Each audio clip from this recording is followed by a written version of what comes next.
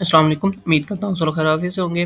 तो CS201 की assignment number 1 है जो स्प्रिंग 2023 की वो आ चुकी है। उसको हम देखते हैं। बहुत ही ईज़ी असाइनमेंट है जो कि लेक्चर 1 टू 7 के दरमियान से है। ये टॉपिक्स बनते हैं 29। अगर आपने 29 लेक्चर्स लिए हैं तो इंशाल्लाह आपको समझ आ जाएगी। लेकिन कुछ उन लेक्चर्स में भी कुछ चीज़ें नहीं बताई गई जो यहाँ पे असाइनमेंट में यूज़ होंगी। तो हम स्टार्ट करते हैं इसके क्वेश्चन से। सबसे पहले तो इसमें मेन चीज़ है, आपने किसी की कॉपी नहीं करनी वेबसाइट से, फ़ोरम से या स्टूडेंट से कॉपी करेंगे थोड़ी-सी भी तो उसके नंबर कट होंगे या फिर 0 मार्क्स मिलेंगे। दूसरी चीज़ मेन ये है कि आपने .html फ़ॉर्म में इसको सबमिट करवाना है। इसके लिए आप किसी भी सॉफ्टवेयर का यूज़ कर सकते हैं, लेकिन रिकमेंड किया गया है कि नोटपैड प्लस प्लस या नोटपैड का यूज़ करें। इस तरह के 2-3 सॉफ्टवेयर बताए गए थे। उनमें आपने जब फ़ाइल को सेव करना है तो .html से सेव करना है। इसी फ़ाइल को ये एक वेब पेज बनेगा, इसी को आपने अपलोड कर देना है। और अगर ये अपलोड ना हो तो आप इसकी ज़िप फ़ाइल बना सकते हैं, मतलब .html फ़ाइल और स्क्रीनशॉट लें अपनी स्क्रीन का, उन दोनों को इकट्ठा करें। और अगर आपके पास .html नहीं बन रही तो कोडिंग MS वर्ड में डाल दें, लेकिन इसकी एक ज़िप फ़ाइल बनाएँ जिसमें इमेज भी होनी चाहिए और उस फ़ोल्डर को अपलोड कर लें। ज़्यादा बेहतर ये है कि आप .html फ़ाइल को अपलोड करें, तरीका मैं आपको बता दूँगा लास्ट पे। अब इसमें आप सीखेंगे क्या, फॉर्म्स टैग्स, टेबल टैग्स के बारे में, HTML टैग्स के बारे में सीखेंगे। आगे हम बढ़ते हैं अपने क्वेश्चन की तरफ। के क्वेश्चन यहाँ पे क्या है, तो असाइनमेंट स्टेटमेंट दी गई है। इससे पहले मैं बताता चलूँ कि HTML होती क्या है। आप कोई भी वेबसाइट देखते हैं अपने मोबाइल पे या अपने लैपटॉप पे या टीवी पे, तो वो वेबसाइट्स पेजेस से मिलकर बनी होती हैं, जिनका जो ढांचा होता है वो HTML से बना होता है। उसके पीछे फिर और लैंग्वेज यूज़ हुई होती हैं। तो यहाँ पे हमें वो ढांचा बनाना है जो हम लोग देखते हैं अक्सर औक़ात अपनी वेबसाइट्स पे। यहाँ पे कहा गया है कि suppose you have been hired as front end developer. तो आपको किसी कंपनी ने as a front end developer hire किया है, ABC कंपनी नेम है। तो आपको बनाने के लिए कहा, you have been assigned to task of developing an HTML form. आपको एक ऐसा फॉर्म बनाने के लिए कहा गया है that employees can create their CV, के एम्प्लॉयज अपनी CV क्रिएट कर सकें। Your page should look like the sample page. अब वो कह रहा है कि आपने कैसा फॉर्म बनाना है कि अगर यूज़र या कंपनी के जो एम्प्लॉय हैं वो यूज़ करें, उससे अपनी वो CV क्रिएट कर सकें। सैंपल पेज का आपको दिया गया है, इस तरह का पेज बनाना है जिसका कलर भी यही होना चाहिए।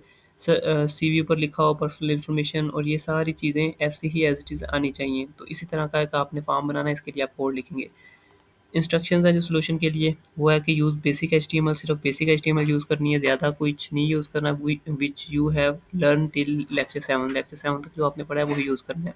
To design your web page as sample page, जैसे सैम्पल पेज में बताया गया है। You also have to use HTML basic tags, table tags, form tags, HTML form elements like input, label, button, इन चीज़ों को आपने यूज़ करना है। नेक्स्ट है background colour, BG colour should be wheat. तो कलर आपने ये यूज़ करना है, यहाँ पे और यूज़ हुआ है शायद पिंक है, लेकिन आपने व्हीट यूज़ करना है। तो चलते हैं इसको नोटपैड प्लस प्लस पे देखते हैं जाके। तो यहाँ पे पहले मैं आपको HTML कोर्स के बारे में बताता चलूँ। इसी चैनल पे आपको एक लिस्ट मिलेगी, प्लेलिस्ट मिलेगी, जिसमें 3 घंटों में आप पूरी HTML आसानी से सीख सकते हैं। यहाँ पे तो बहुत ही कम यूज़ हुई है। हाँ, आप अपने मतलब की इस असाइनमेंट में जो 2-3 टेबल वाली वीडियो और फॉर्म वाली वीडियो देखें, तो आप ये असाइनमेंट भी अच्छे से कर सकेंगे। लेकिन मैं आपको यहाँ भी गाइड करूँगा, अगर आपने कुछ लेक्चर लिए हैं, फिर तो आपको इसी वीडियो से समझ आ जाएगी। अगर आप वैसे प्लेलिस्ट देखना चाहते हैं, तो मैं लिंक आपको डिस्क्रिप्शन में दे दूँगा। वहाँ पे कोई 10 क्लासेस हैं, 3 घंटे बनते हैं, 3 घंटे में आप लोग पूरी HTML कवर कर लेंगे। तो खैर चलते हैं हम अपने नोटपैड की तरफ। यहाँ पे मैंने क्या करना है, नोटपैड में सबसे पहले तो एक न्यू फ़ाइल बना लेनी है। यहाँ पे जो न्यू फ़ाइल बनती है वो एक सिंपल टेक्स्ट फ़ाइल होती है, तो उसको पहले सेव करना होता है हमें HTML फ़ॉर्मेट में। तो उसको देखते हैं कैसे करना है। यहाँ पे एक मेन चीज़ है, आपने गौर करना है। फ़ाइल पे जाना है, अपने फ़ाइल पे जाके सेव एज़ पे क्लिक करना है। सेव एज़ पे क्लिक करने के बाद आपने फ़ोल्डर सेलेक्ट करना है कि कहाँ पे सेव करनी है। मैं नहीं करूँगा सेलेक्ट, डी में जहाँ पे आ रहा है वो वहीं पे हो जाए सेव। अदरवाइज़ आप यहाँ से सेलेक्ट कर सकते हैं कि इस फ़ोल्डर में जाए HTML में, या यहाँ पे सेव हो जाए। इसका नाम मैं रख देता हूँ CS202 टेस्ट असाइनमेंट 01। अब ये मैंने नाम रख दिया है, आपने जस्ट नाम ही रखना। जब नाम पूरा कर लेना है उसके साथ .html लिखना है। इससे ये इसकी एक्सटेंशन होगी और एक्सटेंशन के बाद ही ये काम करेगी। उसके बाद आपने जहाँ पे नॉर्मल टेक्स्ट फाइल लिखा है, इसकी जगह आपने ऑल फाइल कर देना है। ऑल फाइल करने के बाद ही ये उस टाइप में सेव होगी। अब अगर आप यहाँ पे देखें ना, क्लास 2, क्लास 3, क्लास 4, ये सारी वही फाइल्स हैं जो .html की हैं। ऑल टाइप पे आपने क्लिक किया तो वो भी आपको शो हो गई हैं। अब आपने सेव करना है। सेव करने के बाद अब आपका जो फॉर्मेट है वो HTML वाला आ चुका है। अब हम देखेंगे अपनी फ़ाइल हमने कहाँ पे सेव की थी, तो चलते हैं उसी फ़ोल्डर में।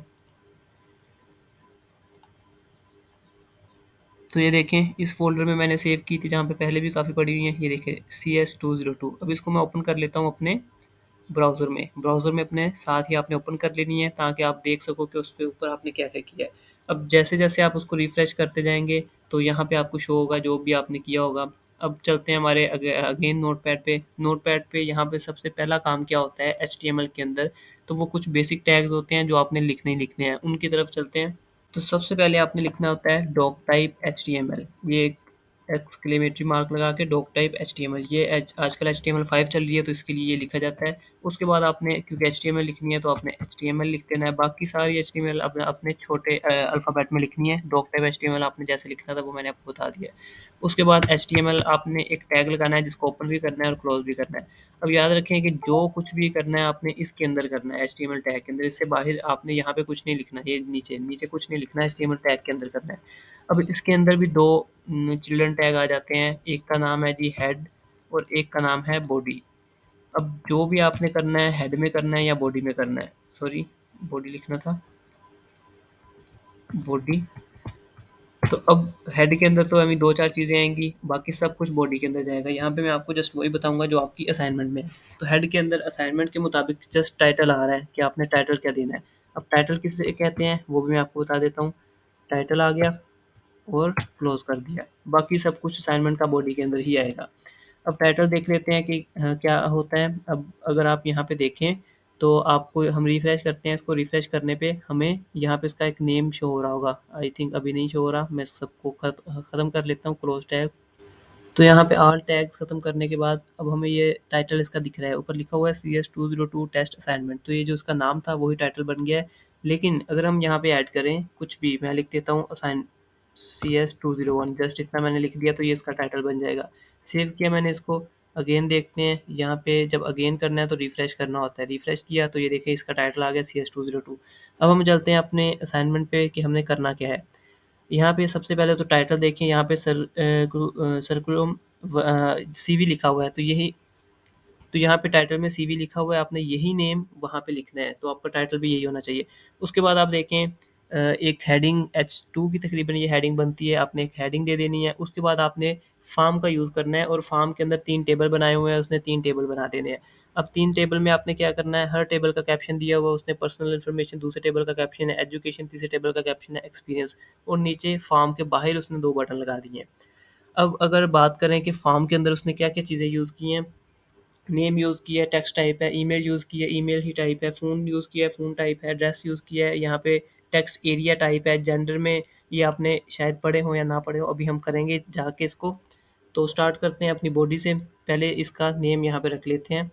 तो ये देखें मैंने यहाँ पे असाइनमेंट बनाई हुई है, इसके अंदर आपको मैं दिखाता हूँ कि यहाँ पे क्या करना है हमने। ये देखिए टाइटल के अंदर मैंने क्या किया है, सीवी लिख दिया है तो ये टाइटल वहाँ पे सीवी शो हो जाएगा। उसके बाद मैंने कहा था सब कुछ बॉडी के अंदर लिखना है, तो मैंने बॉडी का टैग स्टार्ट किया और बंद किया है। इसको ज़रा मैं यहीं से समझाता हूँ। बॉडी के टैग के अंदर अगर कुछ हमें ऐसा इम्प्लीमेंट करना हो ना जो पूरी बॉडी पे हो, तो उसे हम यहाँ पे लिख देते हैं। जैसा कि बीजी कलर है, अगर ये अगर कलर है, कलर हम अगर पूरे टेक्स्ट पे करना चाहते हैं तो हम इसके अंदर लिख देंगे। इसी तरह यहाँ पे लिखा है BG colour is equal to wheat, मतलब बैकग्राउंड, बीजी से मतलब बैकग्राउंड है, अगर अकेला कलर लिखते तो वो टेक्स्ट का कलर था। तो हमें बैकग्राउंड व्हीट करना था तो इसलिए पूरी बॉडी का कलर हमने व्हीट कर दिया। उसके बाद हमने क्या किया है, जैसे कि मैंने बताया कि सीवी लिखा हुआ है हेडिंग H2 पे, तो मैंने H2 के साथ हेडिंग लिख दिया। उसके बाद मैंने फॉर्म स्टार्ट किया है। अब फॉर्म के अंदर भी एक एट्रीब्यूट यूज़ किया है एक्शन, वो वैसे आप यूज़ करें या ना करें आपकी मर्ज़ी है, क्योंकि ये यूज़ होता है कि हमने डाटा सेव कहाँ पे करवाना है। फॉर्म बेसिकली डाटा सेव करवाने के लिए यूज़ होता है ना, आप कुछ भी फिल करें और सबमिट पे क्लिक करें वो सेव हो जाए डाटा। तो अभी हमने डाटा सेव तो नहीं करवाना, इसलिए एक्शन के अंदर हमने खाली रखा हुआ है, अदरवाइज़ यहाँ पे फ़ाइल का नाम आना था। खैर इसके अंदर अब 3 टेबल बनाने हैं। 3 टेबल स्टार्ट करते हैं। पहला टेबल पर्सनल इन्फॉर्मेशन का है। अगर आप अपनी असाइनमेंट पे देखें, मैं आपको दिखा देता हूँ साथ-साथ पर्सनल इन्फॉर्मेशन, उसका कैप्शन है और उसके अंदर नेम, ईमेल, ये सारी चीज़ें हैं। तो इनकी तरफ चलते हैं। सबसे पहले टेबल को भी हमने बॉर्डर दे दिया है 1 का और इसमें सेल पैडिंग दी है 10 की। अब वो क्यों दी है पैडिंग, अगर आप नोट करें यहाँ पे देखें नेम के ऊपर भी पैडिंग है, नीचे भी और लेफ्ट भी राइट भी। इसी तरह हर चीज़ के अंदर ऐसा ही है। तो हम हर टेबल को 10 की पैडिंग देंगे तो वो हर रो में चला जाएगा, हर डाटे में चला जाएगा। हमें ज़रूरत नहीं है हर चीज़ को अकेले में पैडिंग देने की। इसलिए मैंने टेबल के ऊपर ही बॉर्डर और वन और सेल पैडिंग 10 दे दी है, ताकि इसके अंदर जितने भी हमारे पास बॉक्सेस यूज़ होंगे या हम रोज़ कॉलम कहते हैं वो यूज़ होंगे, सेल्स यूज़ होंगे, उनके अंदर खुद ही पैडिंग आ जाएगी। उसके बाद बात करते हैं हम अपने टेबल की। अब हम ऐसा करते हैं, हम पहले एक टेबल बनाते हैं, इसको कॉपी करके उधर ले जाते हैं ताकि आपको समझ ज़्यादा आ सके। यहाँ पे तो मैंने सारे बनाए हुए हैं, तो मे बी इस तरह से आपको समझ ना आए। इसको मैं कॉपी करता हूँ सारे टेक्स्ट को और कॉपी करके लिख लेता हूँ जहाँ पे हम पहले अपनी असाइनमेंट बना रहे थे। अब टेबल के बाद यहाँ पे फॉर्म का टैग बंद होना था, वो नहीं हुआ अभी तक, सॉरी। उसके बाद बॉडी का टैग बंद होना था, वो भी हमने नहीं किया। उसके बाद HTML का टैग बंद होना था, तो वो हमने यहाँ पे कर दिया है टैग। HTML का टैग यहाँ पे आएगा। ये आपकी मर्ज़ी है, वैसे जहाँ मर्ज़ी लिख सकते हैं, जस्ट डिज़ाइन के लिए है। अब हमने क्या किया है इसके अंदर, फॉर्म के अंदर, as I said before that, table हमने एक बनाया है, पहला टेबल जिसके अंदर हमने कैप्शन दिया है पर्सनल इन्फॉर्मेशन का, वो टेबल से बाहर दिया जाएगा। जिस भी टेबल का आप कैप्शन देंगे वो उसके ऊपर आ जाएगा। उसके बाद हमने अंदर रोज़ का यूज़ किया है। इसको मैं सेव करके एक दफ़ा आपको शो करवाता हूँ, आपको आसानी से समझ आ जाएगी कि रोज़ कैसे यूज़ हुई हैं। ये देखें, अब इसको मैंने रिफ्रेश किया तो आप देखेंगे कि इसका बैकग्राउंड कलर भी व्हीट वाला हो चुका है। उसके बाद सर को CV जो ऊपर लिखा हुआ है H2 हमने दी थी, कैप्शन भी आ गया पर्सनल इन्फॉर्मेशन का, और टेबल के अंदर वो सारी चीज़ें नेम, ईमेल, इनकी पैडिंग भी दी हुई है। तो ये सब कुछ आ चुका है। अब ये कैसे है इसको देख लेते हैं थोड़ा। ये देखें, ये रोज़ हैं, 1 मिनट में आपको अगेन दिखाता हूँ वो। ये जो एक रो है और दूसरी रो है और तीसरी रो है, चौथी रो है, हर रो के अंदर 2-2 कॉलम है, एक में नेम लिखा है और एक में नेम लिखने की जगह दी हुई है उसने। ओके हो गया? अब हम देखते हैं कि ये रोज़ कैसे बनती हैं। रोज़ बनाने के लिए हम TR का यूज़ करते हैं, टेबल रो जिसे कहते हैं। एक रो आपको नज़र आ रही होगी 4 लाइन की बनी है, उसके बाद फिर एक टेबल रो, फिर एक टेबल रो, फिर एक टेबल रो। जितनी रोज़ आपने बनानी हो TR लिखेंगे और TR बंद करेंगे। यहाँ पे टैग्स का यूज़ होता है, ये टैग्स यूज़ होते हैं। TR को ओपन करना है, TR को क्लोज़ करना है, कोई भी टैग ओपन करना है उसको क्लोज़ भी करना है। हाँ, कुछ टैग होते हैं जो क्लोज़ नहीं होते, लेकिन जिनके अंदर डाटा है वो क्लोज़ हमेशा क्लोज़ होते हैं। जैसे कि TR के अंदर अब हम टेबल डाटा लिखेंगे, टेबल रो बनाई है उसके अंदर टेबल डाटा लिखेंगे। टेबल डाटा में हमने एक डाटा लिखा और दूसरा डाटा लिखा, मतलब 2 इसमें कॉलम बन गए। ओके हो गया? अब टेबल रो पहली जो हमने बनाई थी उसके अंदर हमने लेफ्ट पे नेम लिखा है और राइट पे उसकी खाली जगह दी है। तो उसके लिए हमने 2 टेबल डाटा लिए, एक टेबल डाटा और दूसरा टेबल डाटा। पहले में हमने लेबल यूज़ किया। लेबल किसे कहते हैं कि हमने किसी भी चीज़ का लेबल देना, उसका नाम देना हो, क्या होता है, तो लेबल टैग का हम यहाँ पे यूज़ करते हैं। लेबल टैग को हमने ओपन किया यहाँ तक और उसको क्लोज़ कर दिया। इसको मैं आपको थोड़ा इस तरह से समझाता हूँ। ये था लेबल टैग। ये देखें, हमने टेबल डाटा तो ले लिया ना, टेबल डाटा टैग दिया और क्लोज कर दिया। उसके बाद हमने लेबल टैग लिया और उसको क्लोज कर दिया। इसके दरमियान में हमने नेम लिखा, तो वो नेम लिखा जाएगा वहाँ पे। लेकिन एक चीज़ यहाँ पे और है कि हमने नेक्स्ट टेबल डाटा में हमने क्या किया है, इनपुट ली है।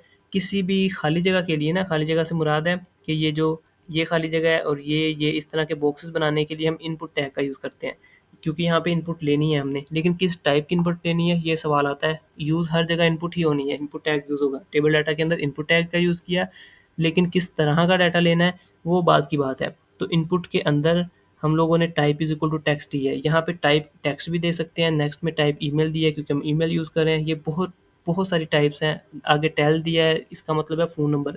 फ़ोन नंबर के लिए हम इस टाइप का यूज़ करते हैं। तो मतलब बहुत सारी टाइप्स आगे आएँगी जो हमने यूज़ करनी है। टाइप के बाद ये भी अभी काम की चीज़ नहीं है, अभी आप इसको ना देखें। ओके हो गया? अब मसला ये है कि ये टेक्स्ट है, इसका लेबल हमने नेम देना है, तो ये कैसे उसको पता चलेगा कि ये किस चीज़ का लेबल है? तो उसके लिए हम दोनों को एक नाम देते हैं। नाम से मुराद हम ये कह सकते हैं कि हम इसको भी एक नेम दे देंगे, लेबल को भी, और इस इनपुट को भी एक नेम दे देंगे, जिससे पता चल जाए कि इन दोनों का आपस में राब्ता है, इसका टेक्स्ट ये इस चीज़ का लेबल है। तो उसके लिए हम एक आईडी यूज़ करते हैं। आईडी नाम का वर्ड है जो हम यूज़ करते हैं। तो यहाँ पे वही यूज़ किया गया था। अगर आप देखें, इसको भी इरेज़ कर देता हूँ। ये देखें, ID ID is equal to name लिखा हुआ है। ID is equal to name का मतलब है कि यहाँ ऊपर भी हम for is equal to name कर देंगे। ये जो लेबल टैग है ना, इसके अंदर एट्रीब्यूट यूज़ होते हैं और ये एक एट्रीब्यूट है। फॉर यूज़ कर लेते हैं, is equal to name. Same use करना है अपने, ऊपर भी वही हो, नीचे वही हो। लेबल के अंदर फॉर का यूज़ करना है, नीचे आईडी का यूज़ करना है। अब इसका मतलब है कि ये दोनों सेम है, ये भी नेम है और ये भी नेम है। तो इसका मतलब है कि ये लेबल इसी को लगेगा और वैसे भी ये फॉर और आईडी इसलिए यूज़ किया जाता है। यहाँ पे तो आप ना भी यूज़ करें तब भी ठीक हो जाएगा, लेकिन यूज़ इसलिए किया जाता है जब आप इसको पीएचपी में यूज़ करते हैं या एक्शन लेना होता है, डाटा सेव करना होता है, तो तब ये चीज़ बहुत ही मीनिंगफुल होती है, क्योंकि आईडी और नेम के ज़रिए ही आप इन चीज़ों को सेव करते हैं। तो इसलिए यहाँ पे आईडी दे देनी है और लेबल के अंदर फॉर दे देना है, दोनों सेम होने चाहिए। उसके बाद अगर आपने नेम रखना है नहीं रखना वो आपकी मर्ज़ी है, नेम भी सेम ही रखना है अगर आपने रखना है। मैंने यहाँ पे नेम रख दिया, अदरवाइज़ नहीं रखेंगे तो यहाँ कोई मसला नहीं है, क्योंकि अभी आप पीएचपी का वर्क नहीं कर रहे, आपने जस्ट एचटीएमएल करना है, तो यहाँ तक इसके लिए काफ़ी है।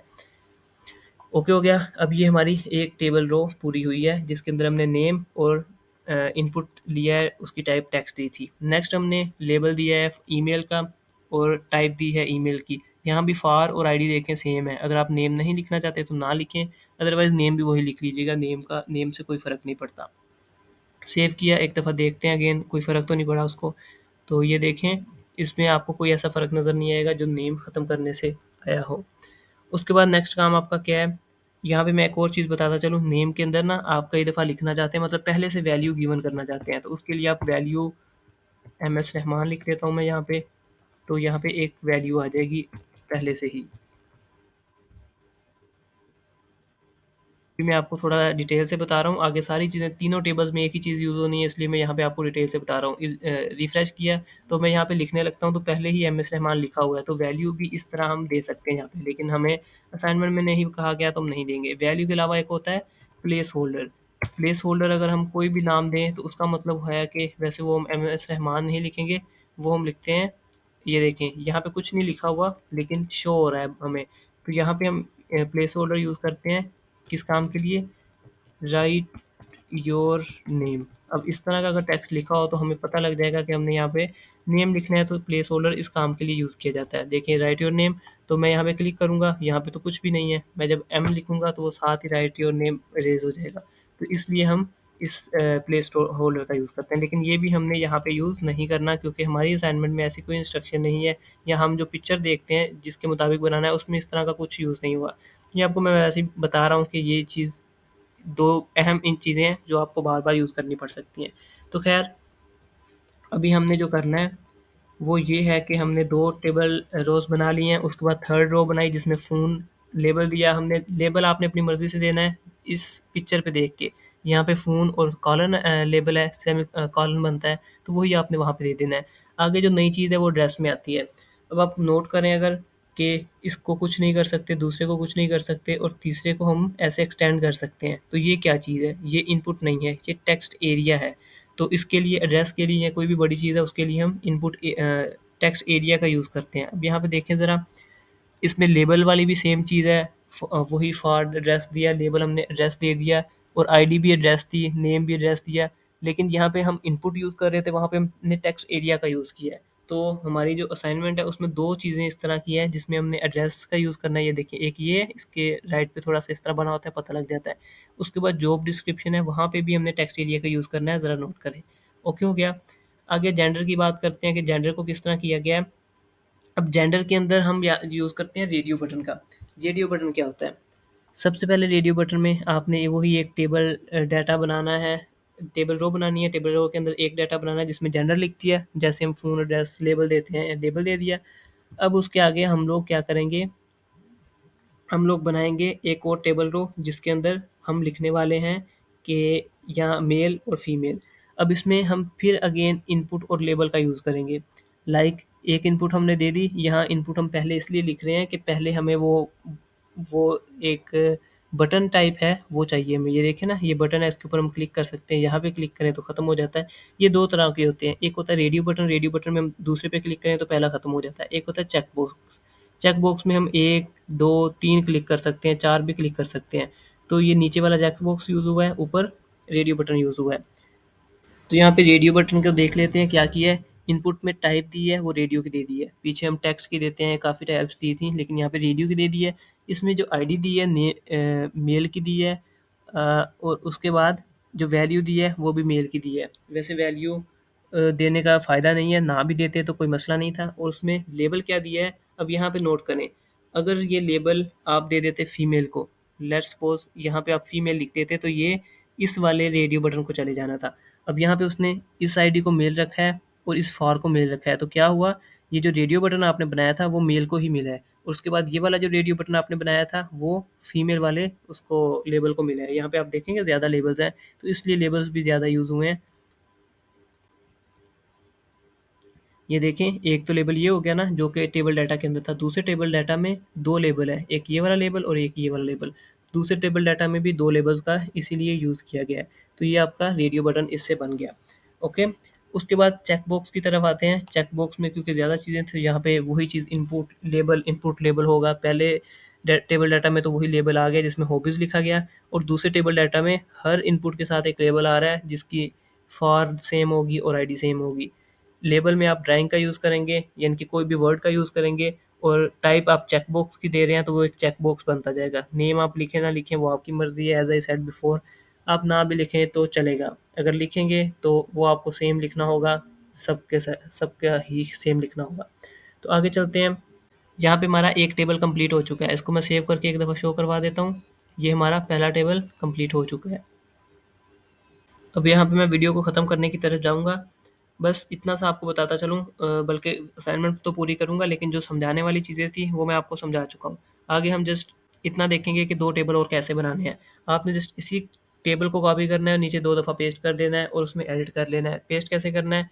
अब ये देखें, यहाँ से टेबल उठाना है आपने, ये टेबल एंड हो रहा है, इसको कॉपी करें ऊपर यहाँ तक, ओके हो गया। इसको कॉपी करें, नीचे पेस्ट करें, उसमें ये पर्सनल इन्फॉर्मेशन कैप्शन की जगह कुछ और लिख दें, जो भी लिखा हुआ है हाँ, वहाँ पे नेम की जगह और कैप्शन दे दें, कैप्शन कह रहा हूँ लेबल, यहाँ पे और लेबल दे दें, यहाँ पे और लेबल दे दें। टाइप भी अगर चेंज करना पड़ती है तो चेंज कर लें। यहाँ पे मैं आपको बता देता हूँ कि कौन कौन सी टाइप आगे यूज़ होंगी। तो देखें, हमारे पास जो दूसरा टेबल है उसमें डिग्री में टेक्स्ट टाइप यूज़ होगी, मेजर में भी टेक्स्ट टाइप, यूनिवर्सिटी में भी टेक्स्ट टाइप, और ग्रेजुएशन में डेट टाइप यूज़ होगी। ये मैं आपको दिखा भी देता हूँ क्योंकि डेट टाइप आपने अभी नहीं देखी। आगे एक्सपीरियंस कैप्शन दे देना है, और जॉब टाइटल में भी वही टेक्स्ट यूज़ होगा, टेक्स्ट टाइप यूज़ होगी। कंपनी में भी टेक्स्ट टाइप यूज़ होगी, एम्प्लॉयमेंट डेट में डेट टाइप यूज़ होगी, तो जॉब डिस्क्रिप्शन में वही टेक्स्ट एरिया का यूज़ होगा। तो ये आपकी सिंपल सी असाइनमेंट थी। आगे हम देख लेते हैं सबमिट और रीसेट बटन कैसे लगाना है। तो आइए इसकी तरफ आते हैं। इसकी तरफ मैं आपको अगेन ये अपने कोड की तरफ लेके चलता हूँ। हमारा सेकंड जो टेबल है उसमें हमने डेट यहाँ पे यूज़ की है, वो मैं आपको दिखा देता हूँ डेट कैसे यूज़ की है। ये देखें, लेबल दिया है हमने ग्रेजुएशन डेट का, और नीचे हमने type is equal to date लिख दिया है। आईडी और नेम वही चीज़, अगर आप नेम ना भी लिखें तो मसला नहीं है, बस आईडी और फार सेम होना चाहिए। तो ये डेट टाइप टाइप दे के आप वो बना सकते हैं। और इससे आगे थर्ड टेबल में कोई ऐसी चीज़ यूज़ ही नहीं हुई जो आपने पहले ना की हो। ओके हो गया। यहाँ पे हमारा थर्ड टेबल भी एंड हो चुका है। उसके बाद हमारे बटन आते हैं। यहाँ पे हम अपना बटन देखेंगे। बटन ये कमेंट के लिए यूज़ होता है, जो सिंटैक्स मैंने अभी लिखा है। बटन के आगे हम क्या करेंगे, 2 टाइप के बटन लगाने हैं हमने, एक सबमिट के लिए, एक रीसेट के लिए। तो उन दोनों की टाइप भी हम यही देंगे, एक टाइप देंगे सबमिट की, एक टाइप देंगे रीसेट का। तो रीसेट वाला जो बटन बनेगा उससे अब जब भी क्लिक करेंगे जितना डाटा होगा वो अरेज़ हो जाया करेगा, और सबमिट पे आप क्लिक करेंगे तो ये सबमिट हो जाया करेगा डाटा। अब ये टाइप्स आपने देनी है तो बटन ही आपके पास वो वाले आएँगे। बाकी जो नेम आपने रखना है, आप चाहे पीछे सबमिट टाइप दे के बटन रीसेट रख दें, तो उससे क्या होगा, यूज़र को लगेगा कि इससे मैंने सबमिट करना है, वो सबमिट पे क्लिक करेगा तो अरेज़ हो जाएगा डाटा। मतलब इस तरह अगर किसी को आपने देखा होगा काफ़ी वेबसाइट पे लिखा होता है कि क्या आप ये करना चाहते हैं, आप उस पे क्लिक करते हैं तो होने के बजाय कुछ और ही हो जाता है। तो एचटीएमएल में कुछ और लिखा होता है, बैकग्राउंड पे कुछ और चल रहा होता है, तो यहाँ से आपको पता चल जाएगा कि वाक़ई ऐसा पॉसिबल भी है। अब पीछे आप टाइप जो देंगे वही वर्क करेगी। कंप्यूटर को नहीं पता मैंने और क्या देखना है, उसने टाइप देखनी है जो भी है। ये जो हमने लेबल देना है या टेक्स्ट लिखना है, ये तो हमने यूज़र्स के लिए लिखना है कि उनको क्या शो करवाना चाह रहे हैं। तो ख़ैर टाइप हमने 2 बटन यूज़ किए, बटन लेबल का इनपुट की जगह बटन का यूज़ किया, और आगे टाइप दे दी, उसको सबमिट की। अब इसके जवाब में हमारे पास रिज़ल्ट क्या आया।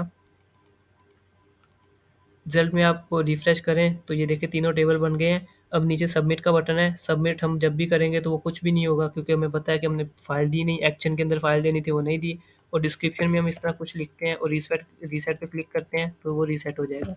डिस्क्रिप्शन में, कंपनी में हम सब हर जगह कुछ ना कुछ लिख लेते हैं।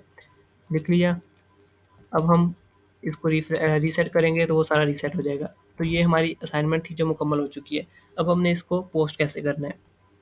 ये कोड आप अगेन देख लें, बहुत ईज़ी कोड है। बाकी आप अपने तहत करें वो ज़्यादा बेहतर है। इसको आपने ऐसे सेव कर लेना है। सेव करने के बाद एज़ आई सेड बिफोर कि आपने यहाँ पे असाइनमेंट अपनी रखी होगी। अब ये एचटीएमएल फॉर्म है, तो फाइल है, htm.html फाइल है, ये आपने सबमिट करनी है। एलएमएस में आपने इसी फ़ोल्डर में आना है और इसको सेलेक्ट कर लेना है और सबमिट कर देना है। That's done. ये आपकी असाइनमेंट है CS202 की। और अभी इतना करने के बाद भी अगर आप लोगों को समझ नहीं आई या फिर आप करना नहीं चाहते, पेड असाइनमेंट बनाना चाहते हैं, तो वो भी आप हमसे बनवा सकते हैं। बाकी वीडियो को लाइक कर दीजिएगा, वीडियो को शेयर कर दीजिएगा अपने दोस्तों के साथ। मिलते हैं इंशाल्लाह नेक्स्ट वीडियो में। अस्सलाम वालेकुम।